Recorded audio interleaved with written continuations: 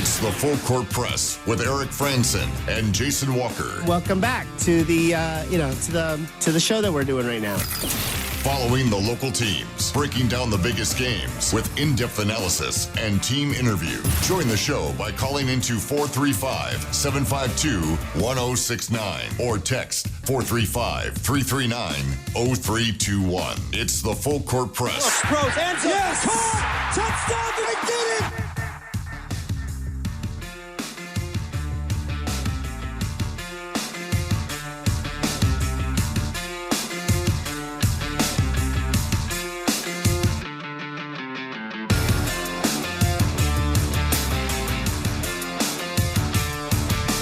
Hey, good afternoon, everybody. Welcome on in. Eric Frandsen and Jason Walker here on the Full Court Press.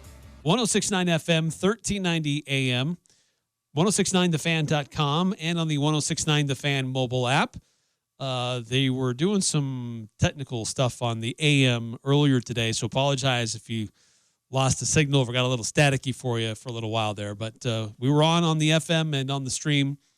And that's where we're at still today. A lot of different ways to follow us and listen, and lots of different ways to interact as well. If you want to chime in, we'd love to hear from you on our Full Court Press text line, 435-339-0321. We've been talking conference expansion, any latest rumors on that. Proposal by this college sports tomorrow group, advisory group, trying to create what they're calling the College Student Football League. Sounds really dumb, but basically a super league for college football with some degree of relegation and promotion, but it's more like promotion. Basically, promotion for some teams, relegation for only the teams that can get promoted, and relegation for none of the important teams that probably need that relegation to keep them humble. Yes, so a lot of weird stuff there. But this hour, we'll get into more about looking at Boise State. What have they done so far? What does this team look like this year? We'll hear from Utah State players. I got a chance to visit with Broc Lane and DJ Graham II after practice yesterday, so we'll hear from them and continue to look at other things going on in sports. Utah Jazz, they're reporting now. They've got their practices going, trying to get themselves ready for this upcoming season. And Utah State soccer and Utah State volleyball. So a quick look at them with what's going on. But always take your texts as well on the Full Court Press text line. And 8577 texting in, just barely tuned in, who are you talking about? This was late last hour. Not really sure. I didn't see this when it came in. So we had already moved on. It came in during the last segment. Maybe we were talking about Sacramento State. Because that's the school that. Well, it was. We'd already talked about Sacramento State. This is like literally last segment. I'm suddenly spacing on what we talked about during our. Oh, we were talking about the red shirt stuff. Yeah, Bear Alexander and Matthew Sluka and all that. Yeah, sorry about that. Oh, so here's something else I found on his timeline. Goldfish. Like he moved schools every year in high school, and then when it came to college football, it even gets even more convoluted. So in February 2021, he commits to Georgia. In June 2021, he decommits from Georgia.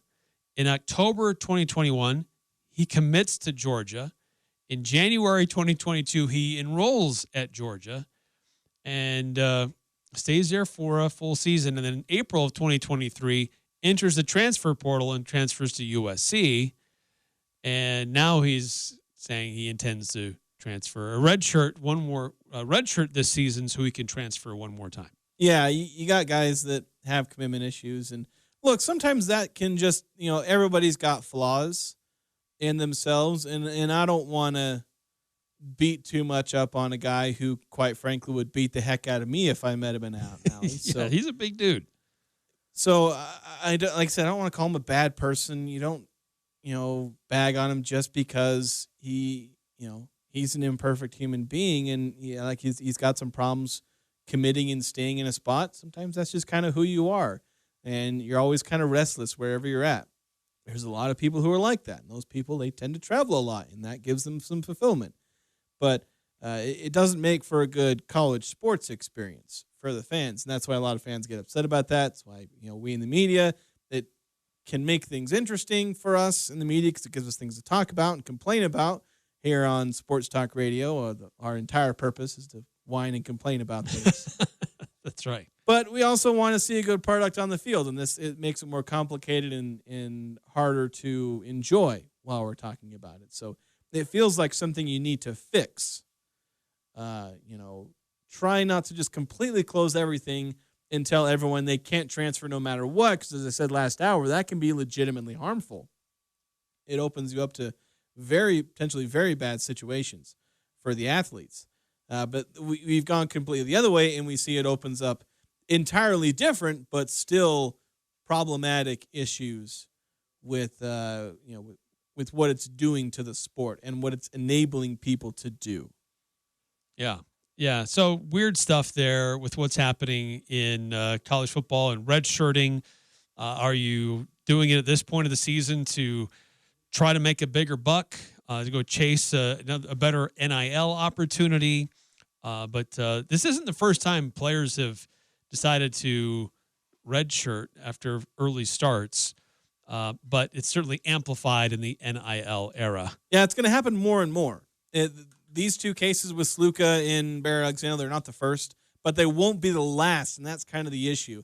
If it happens every now and again, once in a blue moon, I guess fine. That's something that can happen. But I think it's going to become more and more common, and that's something you just don't want to see, especially since we've had two star players.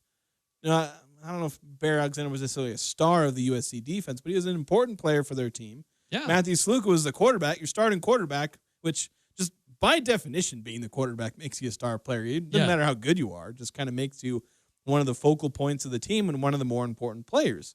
And so you lose him, and that's an issue. All right, let's shift gears here. I had a chance to get up to practice yesterday and visit with some of the players. We are going to take a look at Boise State, kind of initial look at the Broncos, their season so far, and kind of what the Aggies are facing this Saturday up in Boise.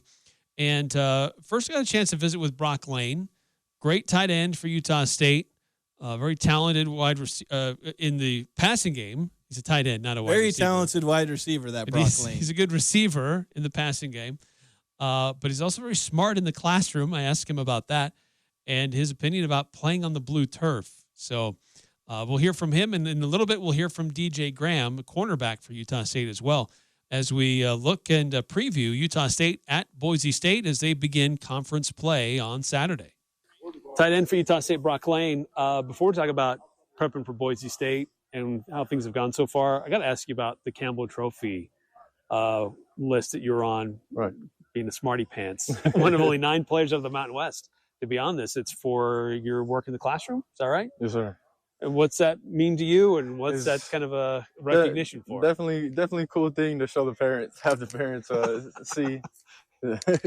But it's something I'm honored about. Definitely a cool opportunity. What's your area of focus in the classroom? Right now I'm getting my master's in business administration. Oh. So I'll have that here in 2-3 months. Very cool. Yes, sir. Well, congrats for being on the list. Thank you. Let me ask you about just being one of the senior leaders of this team. You're a graduate senior. You've been on this team for a little while. It's been kind of a rough couple of weeks here with that loss at Temple, and then have the bye week to let it stew for a little while. What do you feel like your role is as a senior, as a veteran player on this team to kind of help the team kind of move forward and get ready for the next opponent? Right. Just trying to stay positive.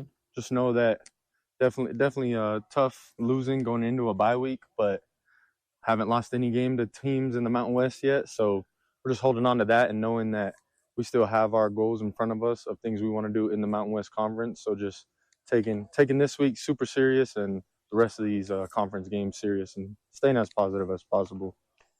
What's it like for you, or what you've seen them and playing on the blue turf? What's it like playing there in that stadium? It's apparently a sellout crowd, but right. It's a very unique turf surface you have to play on. Yeah, it's a cool crowd. They're loud. That's fun. Blue turf is strange. Not a fan of it. We haven't won there before, so I'm definitely not a fan of it. But hopefully that changes this week. For looking at Boise this year, it looks like they allow teams to throw the ball a little bit more than maybe sometimes we've seen them in the past. Right. So how do you see your role as being one of those options in the passing game against this Boise State defense? Right. Hopefully just the offense gets rolling, and hopefully we're firing on all cylinders. Everybody has a good game passing wise, and they call the tight end's number. We'll be ready. They do have some pretty good pass rushers. Right. So being an option for the quarterback when he's under duress, I mean, just kind of your role in that and being a quick option if necessary. Yeah, their D-line they're big, they're good. Got to give them credit. So got to trust in our O-line though, and I think Spencer will get it done. Find those little quick dump offs when he needs to. And tight end, like to say we're a nice little safety blanket, so we should be just fine. Coach Dreiling earlier this week, and he's kind of said this a few times, but he really kind of doubled down on this earlier this week about paying attention to the little things, where offensively there's been moments where it looks like you guys can move up and down the field at will, but then sometimes these drives stall. How do you kind of interpret what he's saying there about paying attention to the little things on offense? Yeah, we just kind of take that as discipline, just getting more discipline, making sure that nobody misses assignments, and penalties, man, we just got to stay away from the penalties. Those have been killing us. So getting the little things right through discipline. How did you spend your Saturday with the bye week? Watching a lot of football. Sat on the couch, watched a whole lot of football. Nice. Let's see, I guess my last question for you is just, looking at this team and trying to come together as a team. Were the things that you did anything different last week than what you've seen before in weeks where you've had a bye week? Try to get guys to come together or overcome kind of the rough start of the season? Right. I just think we had a couple tough practices, just trying to get it out of our system, that tough loss, get it out of the system through a couple of hard days of practice in the bye week, and really taking that bye week serious, more of a work week than as big of a rest week, I guess. Okay. Broc Lane, best of luck on Saturday. Appreciate it. Yeah, Broc Lane, smart. Being on that Campbell Trophy watch list, that's no joke. There's only 9 players in the Mountain West that are on that list for your work in the classroom. But look, he's developed into a fairly reliable option in the passing game, and we saw this as a guy that could really be play a really significant role in the passing game for a few years. Got derailed because he broke his back, but then he got back healthy and was on the team. And now that we've seen him healthy, he's certainly can be used as a weapon for Utah State offensively. Yeah, he's somebody who does his job really well as a blocker. He's physical, can lay down a big hit, and he can catch a pass. I know a lot of people talk about using the tight end as if they're expecting their tight end to be Travis Kelce or George Kittle or Rob Gronkowski. Most tight ends just aren't that. Sure, they could probably pass to Broc Lane a little bit more, but I've seen some good play designs. They've had a chance to throw to him, use him in short yardage, try and use him as kind of a reliable, safety blanket, that type of thing. Nothing super complex, but still involve him in the passing game. And I think if the passing game is able to take a step forward, he will obviously be a part of that. He's not the only person that would get more involved. You want to see Kyrie White doing more, Jalen Royals have a couple more big plays like he was doing a lot more last season. But yeah, Broc Lane having a good year, just hoping he can stay healthy. That's always his Achilles heel, if you will, his inability to stay healthy, which is obviously something he can't control for the most part. It's just a frustrating thing. Some people are a little more injury prone. You play a full contact sport, then it can be a tough recipe. Yeah, that's true.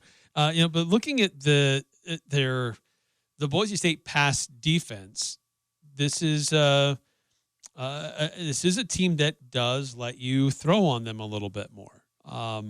They do have some good defensive linemen that can make life tough. Yeah, it seems a lot of teams are passing a lot, and I think that's feeding into the sack numbers for Boise State, is that they know teams are going to pass, and so they're just kind of teeing off and going after those sacks, which they are incredibly good at getting. That's the big key there. Yes. So the passing game which I think is going to probably play a pretty significant role in this game because there's a pretty good chance Utah State's going to be playing from behind, trying to catch up. Yeah, that pass protection is going to be huge. Spencer Petras doesn't have the legs to escape pressure, and he doesn't have stupendous pocket presence. So he's going to have to develop one of those two things, or the offensive line is going to have a heck of a game in defending the pass rush. We'll see which of those happens. I'd put decent money on the pass protection being able to be solid. I've seen good things out of the pass pro from this team so far. Not perfect, not flawless, but pretty solid and better than I was hoping. So I've been impressed with some of the things this offensive line has done. And so I think they'll stand up fairly well, but you also got to put yourself in good situations. That's something that Nate Dreiling has talked about, where the times they've given up some of that pressure and had some problems with their pass protection has been because they keep getting in 3rd and 8, 3rd and 9, 3rd and 7, and that's just setting your offensive line up to fail because eventually they're going to, when the defensive end just knows he can just run free and go after the quarterback, that puts the tackles on an island, and it can be incredibly hard for them to deal with that over and over and over. So keep things manageable and make things a little easier for the offensive line, and I think they'll deliver. Yeah, and the role of the tight ends, sometimes an extension of that offensive line, pass protect or run block. But or like you chip a defensive end and then you go out for a route. That's something I know you can use them for. It's, like I said, incredibly versatile, that position. Yeah, absolutely. Let's see. We need to get to some texts that came in. We have DJ Graham. We can play him in a little bit, but I want to get to some of the texts that maybe we've overlooked. I'm here on the Full Court Press. Yeah, we got 0366. Sorry, we kind of sit on your text for almost an hour here, but saying, do you really think that putting a Pac-12 logo on Merlin Olsen Field will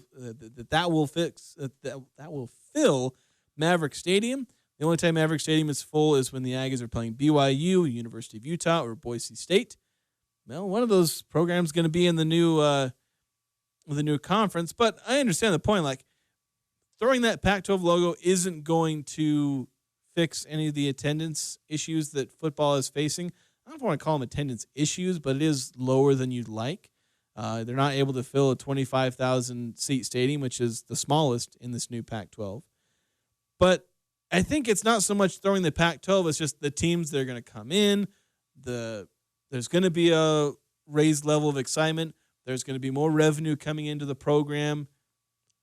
I think just raising the football program overall, that will have a knock-on effect that could end up leading to more people in more butts and seats. So it's not so much the painting the Pac-12 logo is just going to have a stream of people suddenly show up once you start painting the logo. Right. I know that's not what you're saying, but it's kind of the overall effect that will. It's not like they're going to suddenly sell out every game from day one in the Pac-12, but it's something that could improve the attendance. Keyword on could. Like it could, and I think it really gets to the point of every home game. It's going to be. These aren't like teams that we don't recognize, but or totally new, but it's teams that are generally pretty good football teams. Yeah, you're going to go to watch a good football game, or at least a good football team on the field. Because you may not sell out against some of these teams, but Utah State fans have consistently shown that they will attend in higher numbers games against good opponents. Now, BYU, U of U, and Boise State, those tend to sell out for usually a combination of they're usually a good team and it's a rivalry, and all those fans travel really well, so they kind of fill in whatever empty seats may be left. But, if you got teams like San Diego State and Fresno State, if San Diego State gets back to their higher level, and if Colorado State gets to a higher level than they've been the last few years, then they'll be consistently good opponents week after week after week. And again, that may not sell out the stadium, but it'll raise the attendance generally. Yeah. 2305, with the population in the Sacramento metropolitan area of 2.4 million, I would think they would be a logical choice to put into the conference, especially if they can raise money the way they have been. Yeah, that's true. They're putting everybody on notice. We can raise money. We are really into this. And we're going to try to make a splash. We will not be ignored. Something I kind of had the epiphany during the last break. Sacramento State was where Z Hamoda went. Although I think he went back in the transfer portal. I was trying to track down where he is now, because he may have entered the transfer portal, or maybe he's sticking around. I'd have to double check. And I also made a mistake and said that Sacramento State was in the WAC. They're in the Big Sky. Oh, okay. I misspoke there. But yeah, Z Hamoda being there, and yeah, he is not on the roster for next year. So I don't know where he went. Had a decent year for him. Yeah, I think he was a pretty important player. But yeah, for Sacramento State, it's location, location, location. That's the only reason. Well, I shouldn't say the only reason they're getting consideration. A big reason they're going to get consideration is because of all the money they're raising. But location probably has a lot to do with how they're ultimately able to raise that money. Yes. 5773, Jason, any comment on Leon Rice helping bring Gonzaga into the Pac-12? Quote, Leon helped get them over the final couple of humps. I think somebody is exaggerating. I saw that same report. Somebody's probably exaggerating about Leon Rice's impact. I'm not going to say he had zero impact, but if you're saying Leon Rice was the difference between Gonzaga, getting into the conference or not, I'll tell you you're lying or exaggerating, because that wouldn't have been the tipping point. I'm sure Leon Rice played a role. I mean, he was an assistant on Mark Few's staff and knows a lot of those people. But to say that Leon Rice helped get Gonzaga over the hump. Yeah, like that. You don't switch conferences because this one coach was one time on the staff of your team. You don't switch conferences for that. I'm sure it helped, but it may be a bit of an exaggeration of his influence. Yeah. Then 5452, before we hit a timeout, sending us a picture from USU Men's Hoops. I guess they just sent something out this afternoon. They're going to be hosting Weber State on October 18th, and it'll be a charity exhibition game. Net proceeds from the game will benefit CAPSA. Students will get in free by claiming a ticket. Wow. Interesting. So does this replace the secret scrimmages? It might. I think. And you can do it. It doesn't really count for anything, but it can be a charity exhibition game.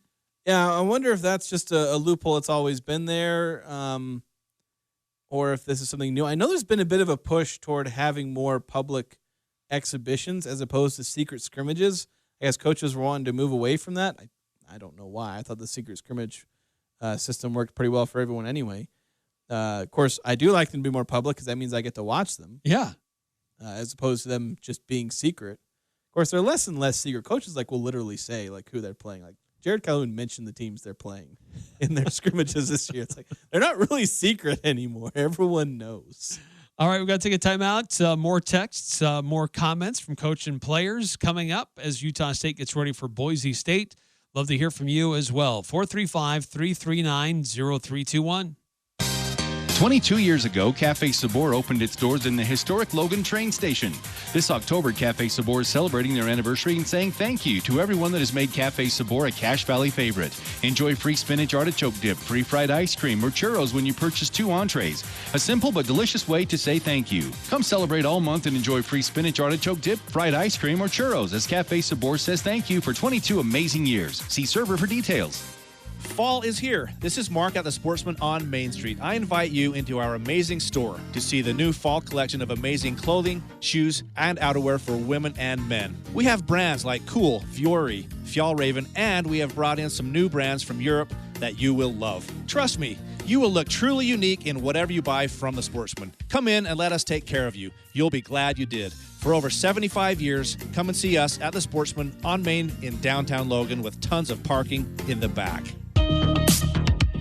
Clean it up and get it out before the snow flies. Don't wait another winter. Let DD Auto and Salvage pay you for that junk vehicle. DD Auto and Salvage makes it so easy and fast to get rid of your junker vehicles by paying you the most money possible. Pickup is available. If you have metal, DD Auto and Salvage in Logan wants to pay you today. Call 787-1204. That's 787-1204 today. See store for details. They never could play it, but they sure can talk about it. Eric Frandsen and Jason Walker on the Full Court Press.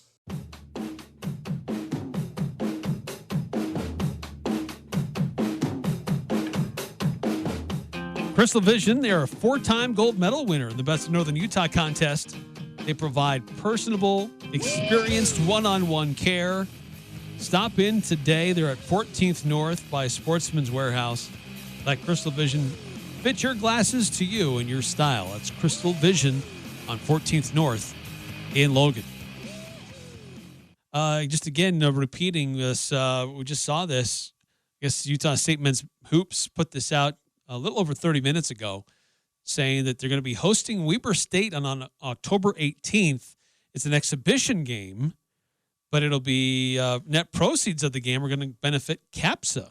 So that's very cool. Now, October is Domestic Violence Awareness Month, so very cool to be able to tie in and raise funds for CAPSA and a cause like that, and have an exhibition game against a Division I team. That's rare. Usually you have an exhibition game against a lower division school. Yeah, you have an exhibition against a lower division like Division II, NAIA, and you'll play these Division I teams in the off season, but they'll be in scrimmages and things like that. So I think this is Jared Calhoun trying to get his team out in public as much as possible, get these fans really hyped, and, well, heck, he's doing his job very well. He's got this fan base incredibly hyped for the upcoming basketball season, and I think this will only help. Absolutely. Getting back to Utah State football as they prepare to take on Boise State in Boise, certainly I know that a lot of the attention is defensively, how do you stop Ashton Genty? And no one has proven their ability to do that yet. Oregon may have slowed him a bit, but that wasn't much. Yeah, they held him to 190 yards. Yeah, that was thereabouts. So, and that's, if you exclude the game against the FCS team where he only carried the ball 11 times, the 190 yards would be his season low. So that's kind of crazy. Absolutely crazy. So definitely a run-focused team with someone as talented as he is. I should have tried to talk to a defensive lineman or a linebacker about that, but instead I talked to DJ Graham. He's having a solid season. Yeah, he is. He started the last game against Temple at that cornerback position, kind of splitting reps now fairly evenly with J.D. Drew, who was a starter at the beginning of the season. But, yeah, playing very well. A couple of forced fumbles on the season and enhancing his role. It's a transfer from Oklahoma. And I had a chance to catch up with him after practice yesterday to talk about his season so far and getting ready for Boise on the blue turf. And interesting, stay tuned, to stay with it, because I asked him about playing on the turf, and he gives his opinion about playing in Boise on that unique field.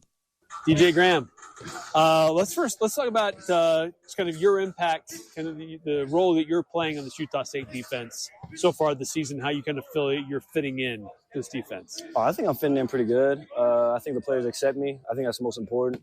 And I think the coaches accept me. So, whatever's thrown at me, I try to fulfill that role and exceed the limit. So, that's my thing. But I'm excited. I love the guys. I love the coaches.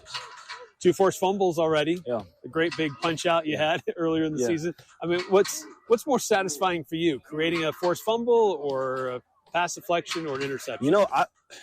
Those are probably my first 2. I had one versus Texas, but it went out of bounds. That second one this year it went out of bounds, but I don't know. I think probably the forced fumble because it's physical. So you as corners we don't get to do that much. We're more, our thing is we're around the ball, but I'll probably say that it's more fulfilling. It makes me feel like a football player. Yeah. Making adjustments in the course of the game. Mm-hmm. It seems like defensively, you guys have started pretty strong in most of your games, but the adjustments as the game goes on, things seem to struggle a little bit. Yeah. Coach talked about that earlier this week, that's a real point of emphasis on finishing and playing strong through a full 4 quarters. Mm-hmm. So how do you try to fix that or replicate that, at least in practices, to improve that? Attention to detail, that's the biggest thing. And just taking what we learned in the film room and bringing it out on the practice field. That's the most important. We're going to have big mistakes. We're going to have little mistakes. But being able to come back the next practice and eliminate those mistakes and moving on. We want to make new mistakes, not the same old mistakes. But in the game, that's just what it comes down to, is the little adjustments and being able to adjust to it and, just taking coaching. And it's the attention to detail. So that's the biggest thing. using tablets this year. That's kind of a new way to kind of see how things are going through the course of the game. How do you feel like that's helping you and making adjustments? Oh, I love it. Makes me feel like I'm in the NFL a little bit. But being able to see what we did, make those quick corrections, and then being able to turn around, apply what we just learned, and then apply it on the next series. That's huge. Facing Boise State, pretty tough challenge. This is a good team. It's been tough for the Aggies to win on the blue turf. Just what are you seeing out of them offensively and in your position, and how your role in trying to slow them down a little bit? Yeah, biggest thing, we know, we have a Heisman contender, running back, Ashton Jenkins. That's the biggest thing. We stop him, we're gonna have a pretty good chance to win. And obviously the receivers, they got good size. They can run a little bit. So, we got to hit our own thing, But first and foremost is stopping the run, and then as the corners, we just got to do our thing in the pass game. With Genty having the kind of season that he's had, they're not throwing the ball as much. They haven't really needed to. Right. But what do you see out of their receivers, and what kind of passing game they do have? Yeah, they got good size. They take a couple of shots downfield, but that's what we're expecting, Always stay ready as corners. You never fall asleep, because we know they're going to pound the ball, and, we're expecting that. But, as our jobs, always stay on our toes and just be ready when the opportunity comes. And what role as a cornerback do you have in stopping a great running threat like this? Oh, yeah. When we're in the run fit, handle our business.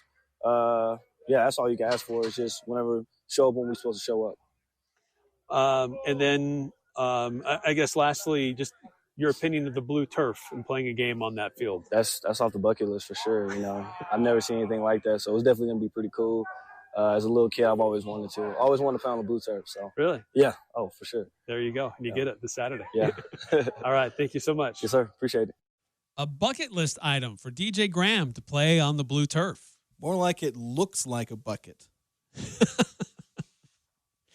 I don't know that I could say that could be on my bucket list, but it is unique. And for those who are football junkies, it is something that is very unique at this level, and not very many people get to play on that turf. The problem is there's a reason it's unique, and it's because it's ugly.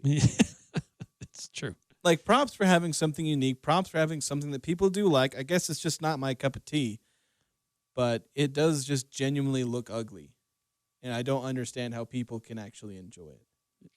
Yes, amen. The same people who made that are the ones who designed the NBA in-season tournament courts.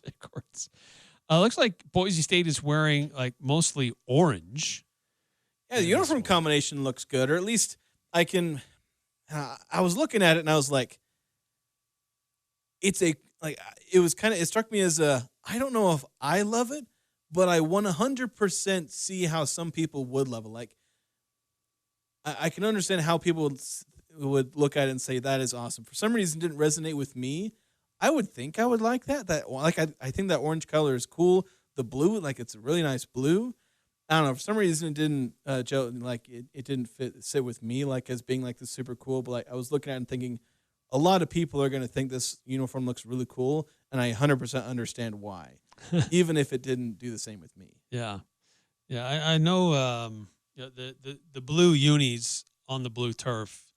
That's See, the blue uniforms look cool. They're all blues look cool, but the problem is the turf is ugly as heck. Yes, and the Mountain West was trying to create but they made it so they couldn't do that for a long time, and that was one of the concessions that they made when they didn't end up going to the Big East. They allowed them to have the blue unis on the blue turf. Pac-12 should strong arm him into getting rid of the blue turf. Just say you're not getting in unless you get rid of the blue turf. They'll probably hold on to their blue turf before they do that. 4781 texting in. I know it's a little off topic and for some controversial, but do you think USU volleyball should follow the other schools and forfeit when they play San Jose State?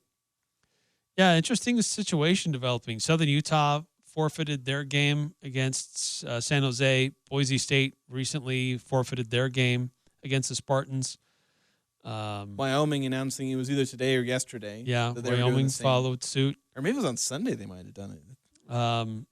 The at issue is apparently one of the players for San Jose is a biological male, and they are opposed to that, taking issue with that. So I don't know if San Jose will have any Mountain West teams play them, or if Utah State will play them. The Aggies will play. They're scheduled to play at San Jose later this month. It's near the end of the month. Yeah, I want to say it's like the 23rd. So I'm going to kind of take the cop out. I've made it my policy to not get political on this show, and so I'm gonna stand on that. I know it's not maybe the answer you wanted to hear, but I do have opinions. But I'm keeping it keeping my political views out of my sports show. I'm gonna reserve that right. Whether or not they do play them, that's something we can certainly talk about. And I've thought about asking. Probably will at some point. Just reach out and say, hey, any thoughts? I know the answer I'm going to get, but it's one of those journalistic responsibility type things where you do it anyway. Right. Still have to ask. But I don't know. It's hard to say because you try and think you're trying to get into the heads of people that I don't necessarily know personally. And, that's not, that's the kind of thing you need to do to understand whether or not they make that decision. Because these have, I think, pretty clearly been team decisions. They decide not to play these games. It's their decision, so it'll be up to the players and coaches.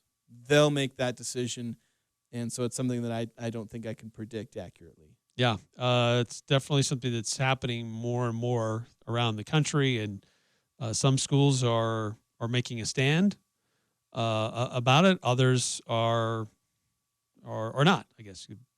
They are making a stand in a different way. So yeah. A couple texts on that, 9315. If men can play in girls' college volleyball, can girls play on college football? Yes, and they have. New Mexico had a kicker. A number of schools have had female kickers. Was it Wake Forest? Vanderbilt.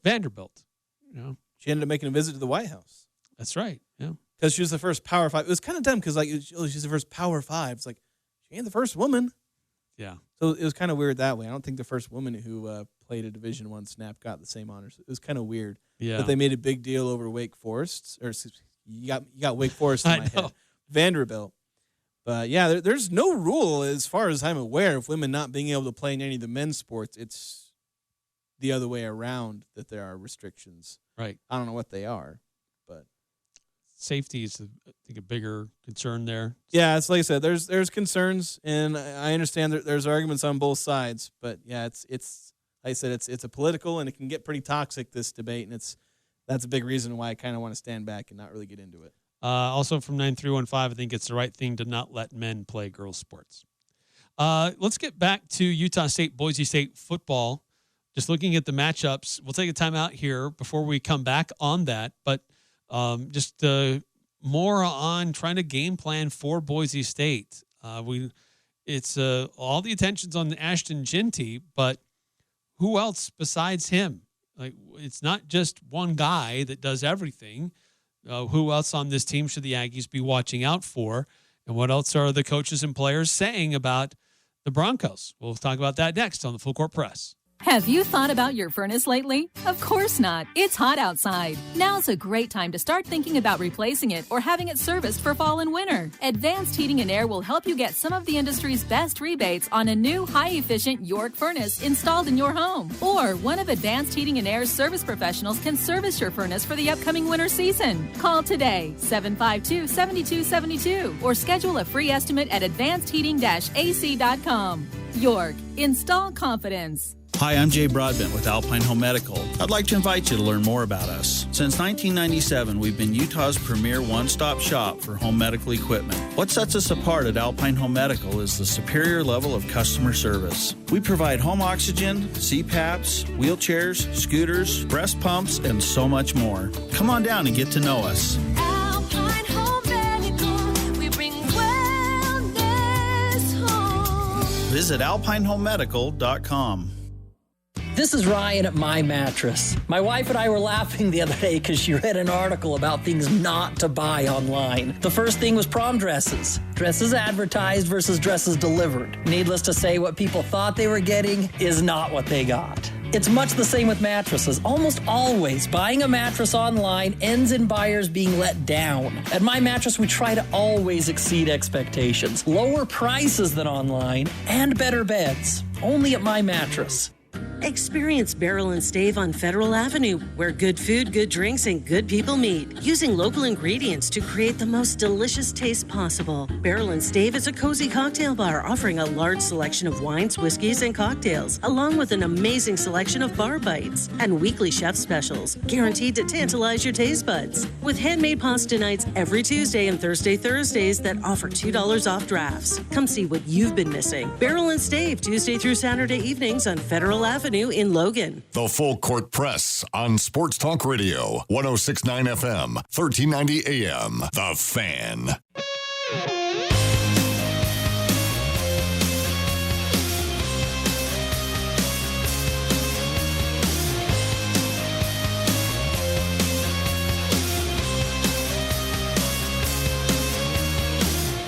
Welcome back to the Full Court Press. Eric Frandsen, Jason Walker. Now, this Boise State football team, now led by Spencer Danielson, who became the interim head coach last fall after Andy Avalos was unceremoniously shown the door. When that change happened, it seemed to galvanize the team, and they rallied around him, and they ended up winning a lot of games, or to finish out the season strong. And then he was named the full-time head coach after that. And seemingly this team is moving in a very strong direction coming into the season. And they have the one loss on the year, but it was to the wire against Oregon. Outside of that, they've looked very dominant offensively. Defensively, I'm a little surprised. This team has allowed their opponents to move the ball and get into the end zone. They're not blowing teams out per se. They are in control of their games. The Georgia Southern game was back and forth, though. And that was really not till the fourth quarter that it was really decided in Boise's favor. But defensively, they are allowing teams to move the ball on them a little bit. Yeah, a lot of these games have been shootouts early on. You mentioned the Georgia Southern where they pull away kind of in the third, fourth quarter.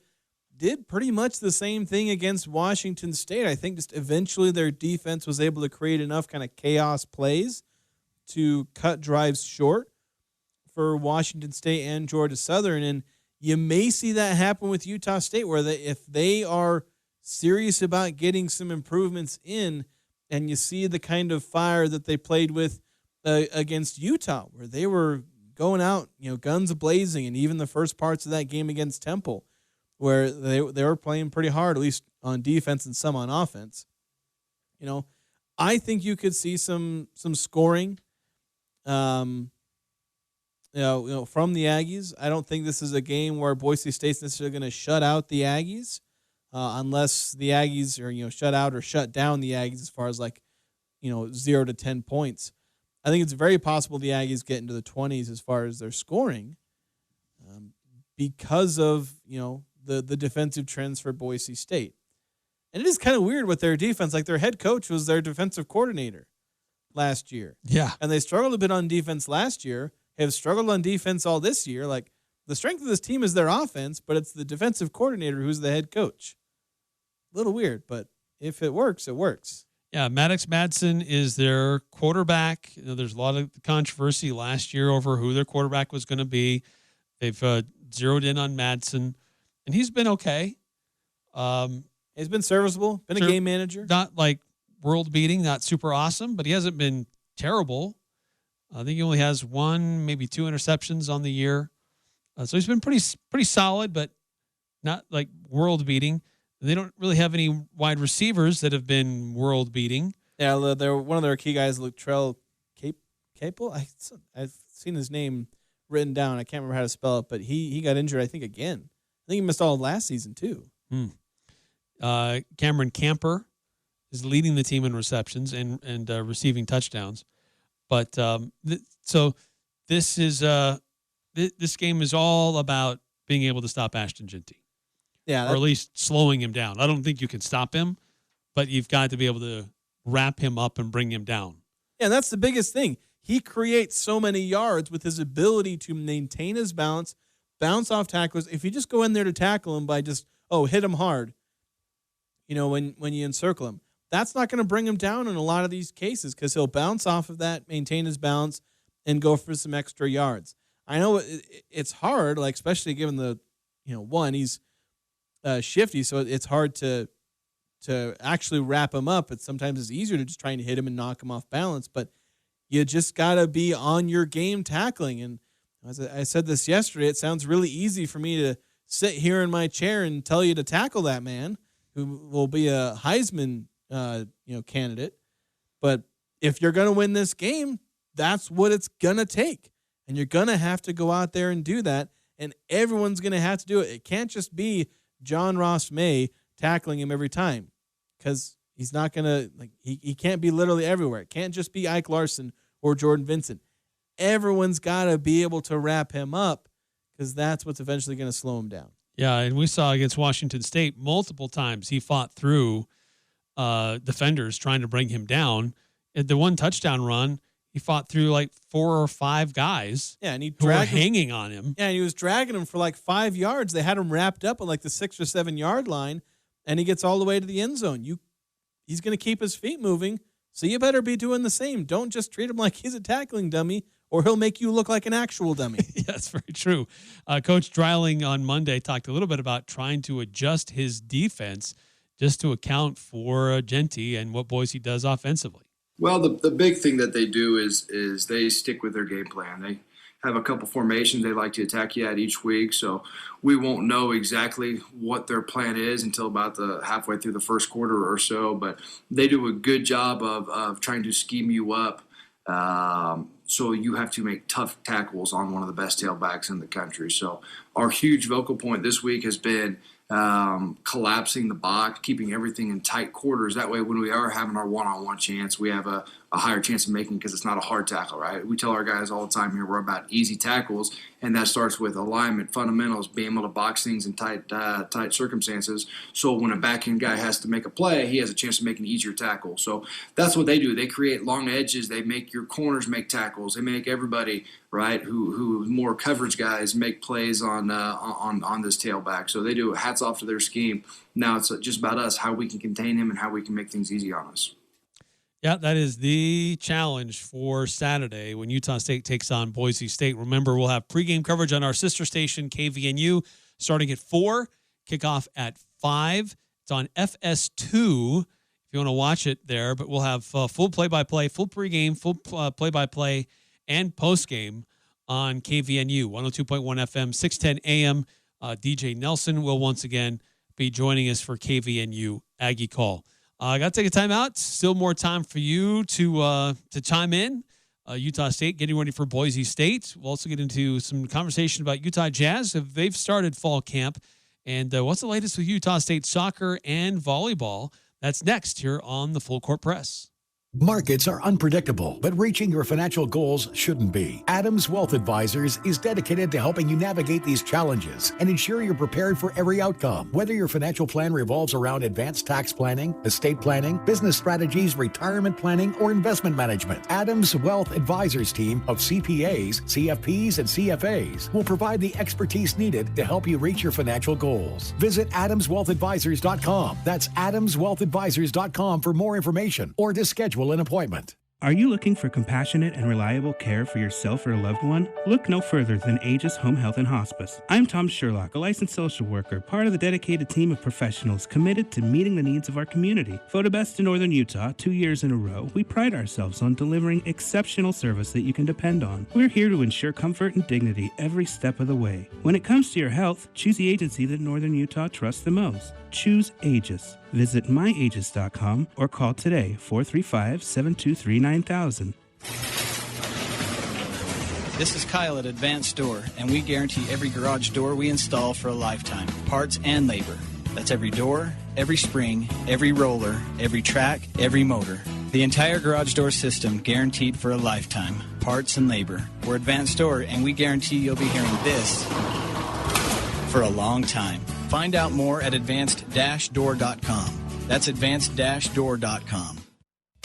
Whether you're a farmer working the fields, a homeowner tackling weekend projects, or a contractor building the next big thing, you need a Kubota machine that works as hard as you do. And Cash Equipment is home to all your Kubota equipment service and parts needs. From plowing fields and clearing land to digging trenches and moving material, come see why Cash Equipment and Kubota are the choice of champions on the farm, at home, and on the job site. Cash Equipment in Hyde Park and online at cashequipment.com. The Aggies, the Jazz, the high schools, the full court press on Sports Talk Radio, 106.9 FM, 1390 AM. The Fan.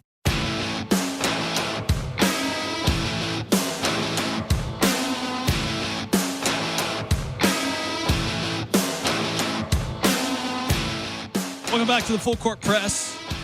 Eric Frandsen, Jason Walker. Utah State getting ready for Boise State on Saturday, 9-3-1-5. I think don't let off the pedal on the donkeys and we have a chance. Yeah, just play with your hair on fire, especially on offense. You know what? If you win ugly, then you still win. If you win a 45-42 or 55-51, like if the offense goes out there and even the defense doesn't perform, if you go out there and get a win, any means necessary, then coach has made the comment a couple different times. Like, what do we have to lose? We don't have any pressure. Utah State has no pressure in this game. Yeah, and that's the thing is that there's this recipe for Boise State. They're riding high.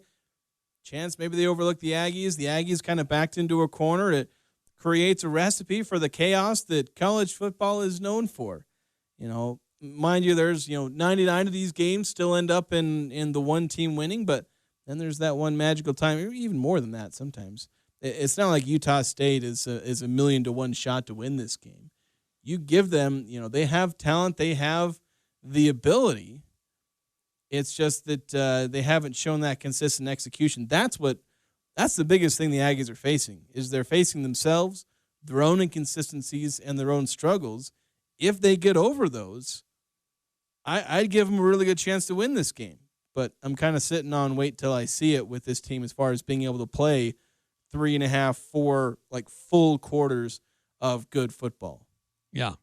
By the way, shifting gears, Utah State soccer is still unbeaten, but they keep dropping in the polls. Yeah, they've gone all the way from 7 down to 12 ties to Washington State and Fresno State. It kind of done them in there in that way. Shouldn't say done them in. They're still ranked 12th in the country. But that's the high standard. That's just kind of the unfortunate thing it is like, even though Utah State hasn't lost, they've not performed, super badly in their last, so since they went up to 7th in the country, that was after the Weber State game, right? Yeah. Since then, they've given up 1 goal in 4 games. And they dropped 5 spots. But it's the fact that you tie 0-0 against Washington State, tie against Fresno State. That's just the high standard. That's the way it is. As much as this team is still good, as much as this team is going to do fine in the Mountain West standings, they control their destiny by a long shot. As long as they get these wins, especially against teams like Boise State and some of these other teams higher in the standings right now, they'll be fine. But it's they if they're going to be a top 25 team, they have to keep performing at that super high level, getting games like 3-1 against Grand Canyon, 4-0 against San Jose State. You got to keep beating these teams and looking good doing it, or you drop in the polls. And that's just the way it is. I don't think the Aggies have necessarily changed as a team, but obviously now teams are taking them super seriously. Sometimes they're just kind of sitting back and hoping to tie 0-0 because that's a good result for them against a top 10 team in the country. Right. But we'll see how many teams try and do that, just pack the box and hope you don't give up a goal strategy. Utah State hosts San Diego State on Thursday at 5 o'clock on Chuck and Gloria Bell Field, and New Mexico on Sunday. That'll be at noon. Utah State women's volleyball also in action this week. And I really feel bad for this team. They've had 6 5-set matches. They've only been able to win 1 of those. It's been quite a run for this team. Like they're young. They're battling. Give them credit for that. That's going to eventually break through, but fortunately hasn't quite yet. But they travel to San Diego on Thursday to take on the Aztecs, and then on Saturday they're in Las Vegas to take on the Rebels. Yeah, if you're going to lose 5 out of 6 games and losing them in 5 sets, that's the preferable way to do it. Because it means you were in the game, means you were competing, and you're not just getting swept all the time. And that, I think, is to Rob Nielsen's credit. He's dealing with the rebuilding squad, and I think they're going to be fine. This year, it's going to be a struggle. Probably not heading to the NCAA tournament. Probably not winning the Mountain West Championship. Those runs are always going to end eventually, but it's coming back stronger than ever next year with a lot of these same players, and that's what happens when you build a program. Is even if you have that year where it's not a championship year, you can still be a solid team, and you can bounce back quickly, and that's going to be the key for Rob Nielsen. It's the new test for him. He had that really big run of winning Mountain West titles, and now he's got to figure out rebuilding. I shouldn't say figure out rebuilding. He did it once. Yeah. Did it once to a very successful degree. Yes. So, quick look at some of the other sports that are in action for Utah State. Utah Jazz, they are in their fall camp underway. Just started earlier this week. On Monday, it was all the media stuff. Take the pictures and take the pictures, do the interviews. Field all the softball questions about how much you've improved and how everyone's done all the right things in the off season, how everyone's in the best shape of their lives, and I think this person's made real improvements, and this person's going to start shooting 3-pointers, and this person's really worked on his ball handling, and this person has been putting out a lot of Instagram videos of their training regimen. And I kid, because a lot of these guys legitimately are working on their game, and like that improvement does happen. But what's funny, you see this a lot more in the NFL, where like you can make a bingo card out of the stuff they say. Yeah, Jazz falling into that a little bit, but especially because like this is an off season where it's like, do they know that they're about to win like 25 games? Like, do they actually know, or am I completely wrong and they're about to be really good? Who knows? But it's really weird. Like this team, they know they're young, but like, what do you do in a media days where you're about to prep for a season where everyone knows you're about to have a rough year? Yeah, and mixing in some veterans with this young core. Patty Mills now in the mix. Yeah, Patty Mills fields all the questions about being a veteran leader and helping the young guys, even though he's brought in to be a warm body on the roster. And not to say he won't play, but like he's a bench coach. He's there as a roster filler veteran trying to get his last check in the NBA. Yeah, but it will be interesting to see Walker, Kessler, John Collins. Do they mix that up? They insert Kessler back into the starting lineup. Does Collins get relegated? Yeah. I don't know. I mean, there are definitely things to watch and pay attention to for the Jazz. Yeah. As pessimistic as I'm being, like I'm trying to say this tongue in cheek. I'm not trying to be legitimately mean toward the Jazz. I'm not trying to be like Ajay here. Because there are things I'm going to be excited about. I'm going to love watching Lowry Market and still love watching my boy Walker Kessler and just all these young players. I'm legitimately excited, but it'd be fun to watch them grow. Yeah, watch them grow. That's the key. That's the key. That's going to do it for us tonight here in the Full Court Press. Thanks for tuning in. Thanks for being part of the show. We'll be back at it again tomorrow. Sports Talk Radio, KLGN Logan, 106.9 FM, 1390 AM, and online at 1069thefan.com.